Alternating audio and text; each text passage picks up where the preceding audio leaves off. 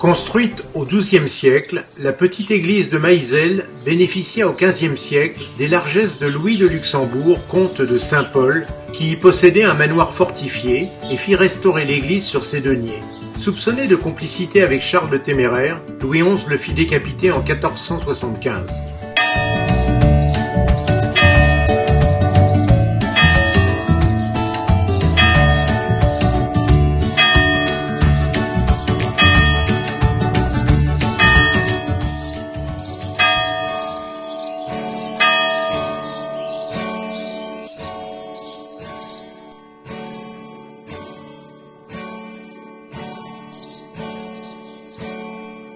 Je suis entré dans l'église, je n'y ai vu personne.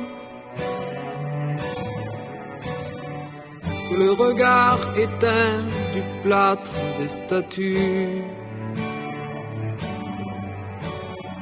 Je connais un endroit où il n'y a rien au-dessus. La statuaire de l'église est à bien des égards remarquable. Dans les années 60, il n'existait que 2 statues en pierre dans l'église, la Vierge à l'Enfant et le céphalophore, abrité dans la niche du fronton du porche, disparu depuis.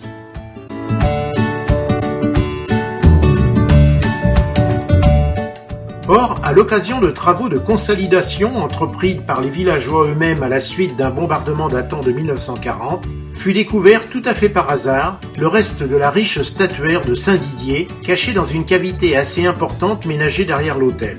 Le dépôt des statues dans le cache daterait vraisemblablement de la Révolution française. Fini les longues cordes qui basculaient la cloche pour marquer la journée, remplacées par une horloge radio-commandée qui teinte à chaque demi et bisse les heures pleines et carillonne toujours à l'heure vespérale. Dépourvu de transept, le plan de l'église se limite à une nef et un chœur. Le porche démoli pouvait servir autrefois de narthex. En déambulant Senestre Orsum, une vierge polychrome,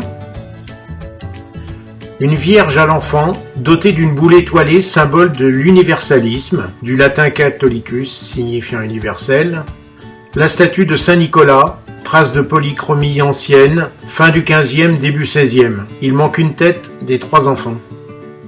La statue de Saint-Didier, polychromie moderne, avec des traces de polychromie ancienne sous-jacente. Statue de moine tonsuré, 18e. La tête est non solidaire malgré une tentative de consolidation au plâtre au niveau du cou. Il manque le bras, la main droite, un pied et le nez cassé.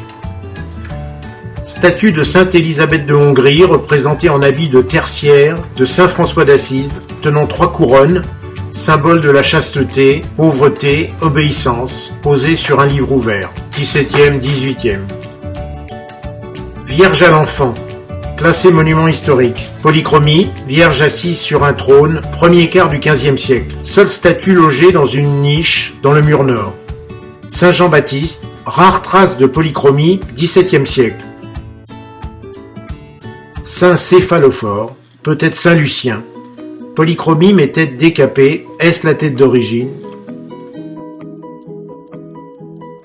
Dernière statue, un moine portant un enfant.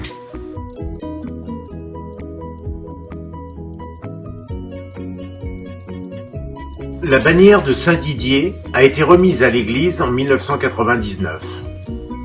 Dans l'Oise, 8 bannières ont été brodées au point de Bayeux, sur satin blanc, symbole de la pureté et du baptême. Tous les fils sont en soie naturelle, et le galon du pourtour, en fil d'or, provient du Vatican. En regardant de plus près, la croix constituée par les 2 dates rappelle le baptême de Clovis en 496 et son jubilé 15 siècles plus tard. Le mérovingien Clovis Ier, roi des Francs saliens, puis de tous les Francs, est baptisé par saint Rémy, évêque de Reims, le 25 décembre. Clovis marque ainsi l'acte fondateur de la France chrétienne et d'une longue lignée de rois installés sur le trône de droit divin. En bas à droite, 1194, décès de Saint Didier de Thérouanne, le 20 janvier.